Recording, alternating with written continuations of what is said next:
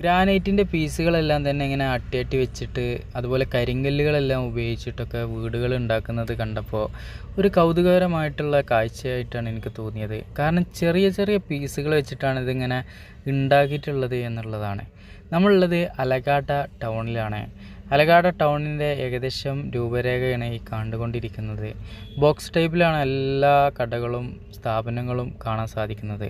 പല ആളുകളുടെയും ജീവിത മാർഗ്ഗങ്ങൾ പല രീതിയിലാണ്.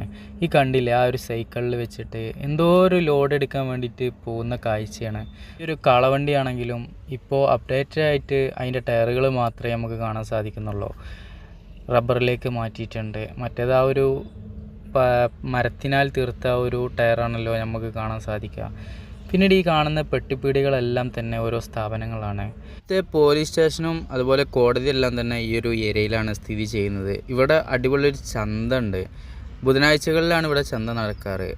ആ കാണുന്ന പെട്ടിപ്പീടിയ പോലത്തേതെല്ലാം തന്നെ ബാർബർ ഷോപ്പുകളാണ്. ഇവിടങ്ങളിലെല്ലാം തന്നെ ഇങ്ങനെ കൂട്ടമായിട്ടാണ് ഓരോ പ്രവൃത്തിയിലും ഏർപ്പെടുന്ന ആളുകളെല്ലാം തന്നെ നിൽക്കാറ്. ഈ ഒരു ഭാഗത്തായിട്ട് ഫുള്ള് ടൈലർമാരാണ്. ഈ കാണുന്ന റൂമുകളെല്ലാം തന്നെ ടൈലറിങ്ങിൻ്റെ പരിപാടി കാര്യങ്ങളൊക്കെയാണ്.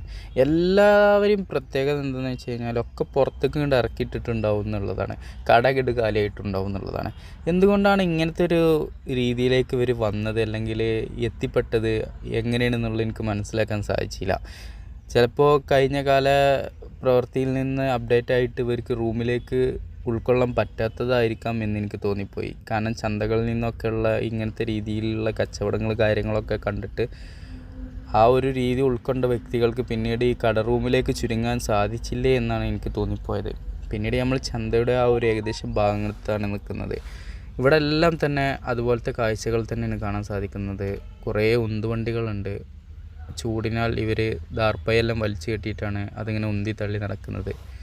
പിന്നീട് നമ്മൾ ചന്തയുടെ വേറൊരു ഭാഗത്തേക്ക് നടന്നപ്പോൾ ഇവിടെ ഏകദേശം 4 ക്ഷേത്രം കാണാൻ സാധിക്കുന്നുണ്ട്.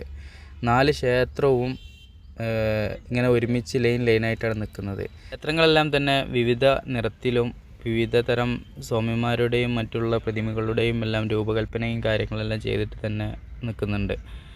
പിന്നീട് ഇങ്ങനെ നോക്കി കാണുമ്പോൾ ഒരു ട്രാക്ടറിൽ കൊണ്ടുപോകുന്ന ലോഡാണ് ആ കാണുന്നത്. ക്ഷേത്ര മതിലുകൾക്കെല്ലാം തന്നെ ഈ ഒരു രീതിയിലുള്ള നിറവും കാര്യങ്ങളുമാണ് ഒരു ക്ഷേത്രത്തിന് കൊടുത്തിട്ടുള്ളത്. ഇവിടെ 4 ക്ഷേത്രവും 4 രൂപത്തിലാണ് കാണാൻ സാധിക്കുന്നത്. ഇതൊരു മരത്തിനെ മാതൃകയാക്കിയിട്ട് ഇങ്ങനെ കരിങ്കല്ലുകൾ കൊണ്ടാണ് നിർമ്മിച്ചിട്ടുള്ളത്.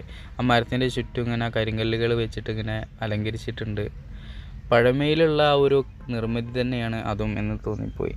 സിമൻറ്റോ മണലോ മറ്റുള്ള കാര്യങ്ങളൊന്നും ഉപയോഗിക്കാതെ ആ കല്ലുകൾ ഇങ്ങനെ ഒതുക്കി വെച്ചതാണ് നമുക്ക് അതിൽ കൗതുകരമായിട്ട് തോന്നുന്നത്. അതിൻ്റെ ചോട്ടായിട്ട് പല ആളുകളും ഇങ്ങനെ വിശ്രമിക്കുന്നുണ്ട്. ഇവിടുത്തെ ഒരു പ്രത്യേകതയാണ് ഈ ഒരു കല്ലിൻ്റെ പ്രവർത്തന രീതികൾ കാര്യങ്ങൾ ഇങ്ങനെയുള്ള വർക്കുകളൊക്കെ ഈ അലഗാഡയുടെ ഒരു പ്രത്യേകതയാണ്. അതിവിടെ കറക്റ്റായിട്ട് കാണുന്നുണ്ട്. ആ ഒരു ചെറിയൊരു സംഭവമാണെങ്കിലും അതിൽ ആ ഒരു നിർമ്മിതിയിൽ ആ കറവ് കാര്യങ്ങൾ എല്ലാം തന്നെ നമുക്ക് അതിൽ നോക്കി കാണാൻ സാധിക്കുന്നുണ്ട്. ആ ഒരു കഴിവിനെ ഇവിടെ ഒരു എടുത്ത് കാണിക്കുന്നുണ്ട്.